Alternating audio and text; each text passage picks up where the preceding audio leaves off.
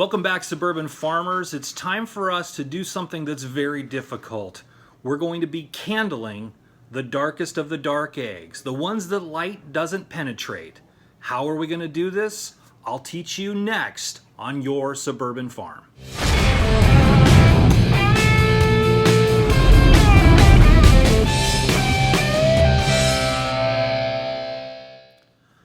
Okay, so those of you who have been following along know that I received via mail order some beautiful Maran and olive agar eggs through mail order, and I've got them in the incubator. They've been up and running, but the problem is anybody who's tried to candle Maran eggs or olive agars, it is next to impossible to get light to shine through it. Even on the darkest of Maran eggs, you can tell if an air sac is developing, but any movement, any blood vessels, next to impossible to see. And on the dark olive eggs, it's impossible. Light does not penetrate the egg. It is difficult. So what do? How do we know if the egg is developing or not? Well, we go old school. And what do I mean by old school? Long before there were high-powered LED flashlights, even before there were decent incandescent lights, farmers knew that they could put an egg suspended in warm water about 100 degrees and then watch that egg for movement. And if they see movement, then they know that the developing embryo inside is living and growing. Now, obviously, you can't do this when the egg is really young. In a 21-day cycle, you need to be doing it, after the 10-day to 14-day window to see movement in the egg. And I really don't recommend that you do it that young. You need to do it when a little closer to hatch time, the 21-day hatch time. And obviously, there's reasons to be doing this. It would be great if we just all threw them in there, but if you've got a bad egg cooking and it explodes, you're going to contaminate the rest of your eggs. You don't want that problem. So you want to know the viability of the egg and remove the bad ones. So what are we going to do? We're going to take these beautiful eggs one at a time, and we're going to be suspending them in a cup of water. Now, think of this. It's kind of like an iceberg. We know that there's two ends to the egg, and it's really hard to tell. Let me see if I can find a better egg here. These eggs are so blunt, it's hard to tell. But this is the pointy end, this is the blunt end. And while the embryo is developing, it's going to develop an air sac up here so that when we place it in the water, it's going to be suspended with the blunt end up. That's why when we're incubating the eggs, we always put them pointy side down so that the air sac develops on this upper blunt end. So when we place them in the cup of water, we need to place them blunt end up, and that's the way that they will float. Now, a bad egg, or even like a store-bought egg, it'll just sink to the bottom, it'll lie sideways, okay?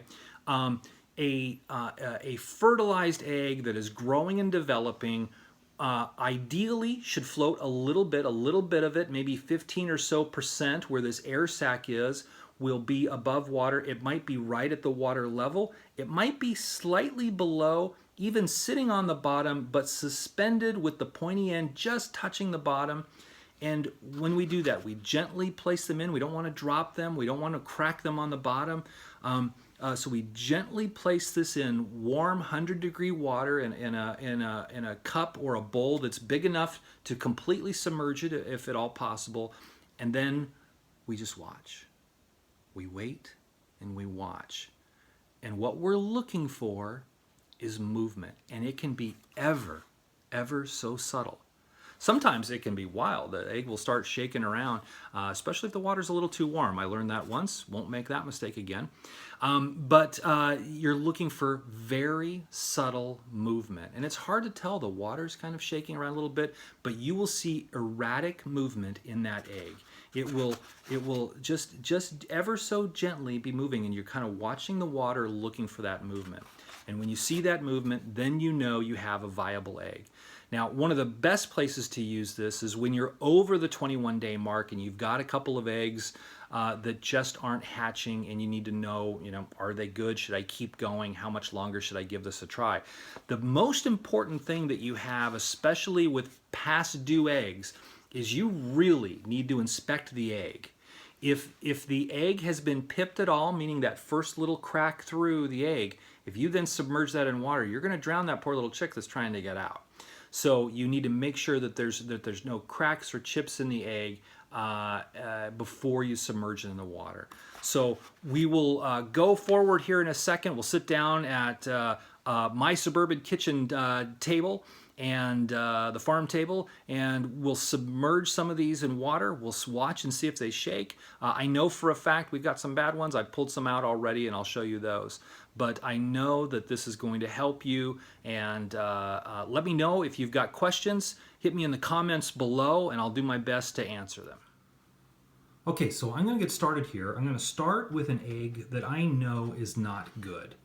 It's one I've checked before. I was actually just able to candle it, even though it's a really dark Marans egg. And so we're going to watch this. Does it float? Does it sink? Does it sink with the pointy end down, the blunt end up? So it is. It's just under the water, which doesn't necessarily mean it's bad. So we have to watch it really closely. We're looking for the erratic movements of a living, moving embryo inside. And so we're going to watch it very, very closely, and we're seeing absolutely no movement. It is absolutely still. If we leave it there for a while and we get no movement at all, then we know that that's a bad egg. Okay, so let's take that out and let's take a look. Now, as I mentioned before, the most difficult ones to tell are the olive eggers. You just can't shine a light through these olive eggs. So let's gently drop this one in. We see that it's just barely buoyant. It is under the water, again, which isn't horrible. It's not great. I would like it floating just a little bit like an iceberg. So let's watch really carefully here as it's sitting just under the surface of the water, and we'll watch to see if we get any movement. Currently, right now, I'm not seeing any. I thought this egg might be good. As we watch it here, let's just see if we get any movement at all. And I'm not seeing any out of this egg. Okay. So we'll put that in the might not be good pile. Let's do another one of these olive eggers right now. Again, we're sticking them in pointy end down, the blunt end where the air sac is up. That's what will float closest to the top or at the surface. So this one's floating right at the surface, just a hair below. And we'll keep an eye on this to see if we see any movement after it stops. So there you go. Can you see the egg moving all on its own? It's so very subtle, but it should not be wiggling at all right now. It's somewhat still. Let's keep an eye on it. Make sure that everybody can see some good movement out of this egg. It wiggled a little bit like a little Northern California earthquake that we get here from time to time. Okay, so it's not shaking a lot, but there definitely was some movement. There it is. It's just rocking. There you go. There it goes. See how subtle that is? So there is an embryo that's moving around inside there. Let's take it out. Again, we don't want to keep them in there for too long. All we're trying to do is ascertain, is this a viable egg? We've got the water temperature right at about 100, so this is a good one. This is floating exactly the way it should be. That means the air sac is developed at the amount that it should. And look at that egg shake. That egg is shaken all by itself. We know that this is a really good baby developing in here. And we can see it's still shaking all on its own. That's a baby chick inside there that's moving around and letting us know that he or she is ready to come hatch here shortly. Let's try one more here. And again, keep in mind that I know that there's going to be a number of these that are not good because these eggs I bought and were shipped to me through the Postal Service. So we know that there's a high failure rate for these. They weren't a local breeder. These were shipped to me from out of state. And so I'm expecting a fairly high failure rate. Look at that one start to move. Now, the only thing more exciting about that wiggling egg sitting in the floating water is the thought that I'm going to get more of that beautiful type of egg, assuming that's a hen inside there when she hatches out in the next couple of days. Okay, so that's a basic idea of what to look for in what I call water candling your eggs, especially for the dark Maran eggs and for the olive eggers where you just can't shine a light through to see how they're doing. Okay, suburban farmers, well, that's it. It's that simple. You want warm water? About 100 degrees in that neighborhood. Not much warmer, not much cooler. You want to be really gentle with the eggs, submerging them. You want to check and make sure that the shell of the egg, before you put it in the water, hasn't been compromised. No chips, no cracks. Take your time and be very patient.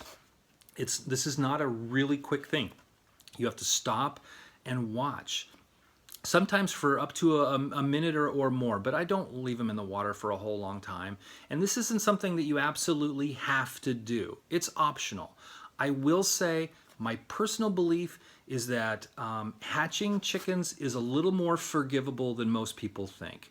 I hear people talking about all the rules, and yeah, you have to do a good job. You have to keep the temperature constant. You have to keep the humidity constant. But the eggs can handle a lot. Stop and think about it. You know, mama hen hasn't been sitting on those eggs 24/7 for 21 days. She's had to get off and eat and take care of her physical needs. And sometimes they get a little forgetful and get away. Some broody hens are great and stay on those eggs for forever. But know that there's a little bit of forgiveness in this. You don't have to be perfect. You just have to be good. So I wish you all luck on your suburban farm. From my suburban farm to your suburban farm, good luck, chicken people. And again, let me know your questions you have down below. I can't say that I'm the expert, but I've been doing this for quite a while, and I'm happy to help. Good luck, suburban farmers. Talk to you soon.